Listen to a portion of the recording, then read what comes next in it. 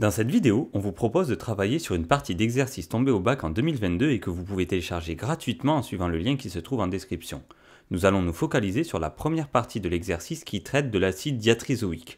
Nous étudierons la deuxième partie sur la cinétique dans une prochaine vidéo. À la première question, on nous demande, en utilisant la notation simplifiée de l'acide diatrisoïque donnée en figure 1 bis, de représenter le schéma de Lewis de l'acide diatrisoïque et le schéma de Lewis de l'ion carboxylate correspondant. Pour ce faire, on commence par représenter la formule développée de la notation simplifiée de l'acide diatrisoïque, et on rajoute les deux doublés non liants sur chacun des oxygènes afin d'obtenir la formule de Lewis. L'ion carboxylate correspond à la base conjuguée de l'acide diatrisoïque qui perd son proton H+, mais qui conserve le doublé d'électrons, qui devient alors un nouveau doublé non liant sur l'oxygène en se chargeant négativement.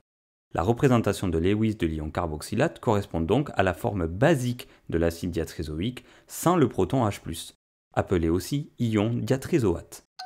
Pour la deuxième question, on nous demande dans un premier temps d'établir l'équation de réaction acide-base de l'acide diatrisoïque avec l'eau pour ensuite exprimer sa constante d'acidité Ka. On commence par écrire la demi-équation acido-basique de l'acide diatrisoïque qui perd son proton H+, pour former sa base conjuguée comme rappelé à la première question. On fait de même avec l'eau, mais en inversant dans l'écriture l'acide et la base, puisqu'ici l'eau joue le rôle de base et capte le proton H+, pour former son acide conjugué, l'ion H3O+. Il ne nous reste plus qu'à additionner ce qui se trouve à gauche ensemble, puis ce qui se trouve à droite ensemble, en simplifiant les protons H+, puisqu'ils se trouvent en même nombre des deux côtés de l'équation. On obtient ainsi l'équation équilibrée de la réaction chimique de l'acide diatrisoïque avec l'eau. N'oubliez pas la double flèche, pour bien montrer qu'on a affaire à une réaction non totale, mais équilibrée. On peut maintenant définir la constante d'acidité notée Ka du couple acide diatrisoïque ion diatrisoate, qui est égale à la multiplication des concentrations des produits sur C0, divisée par la concentration de l'acide diatrisoïque sur C0. L'eau étant le solvant, elle n'intervient pas dans l'expression du Ka. Pour rappel, diviser les concentrations par C0, la concentration standard, permet d'avoir une constante d'équilibre Ka sans unité. C0 étant égal à 1 mol par litre, on peut simplifier l'écriture du Ka sous cette forme.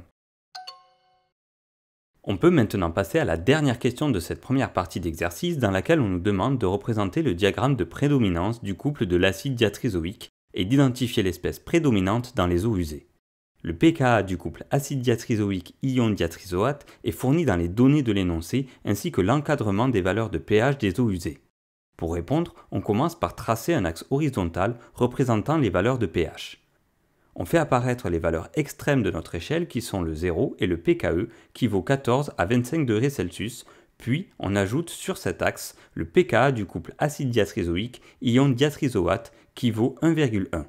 Pour une valeur de pH inférieure au pKa, donc à 1,1 ici, c'est la forme acide qui prédomine, donc l'acide diatrisoïque, de formule chimique simplifiée RCOOH. Alors que pour un pH supérieur au pKa, c'est la forme basique, donc l'ion diatrisoate, RCO-, qui prédomine dans la solution. Comme le pH des eaux usées est compris entre 6,5 et 8, on est dans le domaine où la forme basique prédomine, c'est-à-dire l'ion diatrisoate. Voilà, la correction de cette première partie d'exercice tombé au bac est terminée. J'espère qu'elle va vous aider dans votre préparation. À bientôt pour la suite de la correction.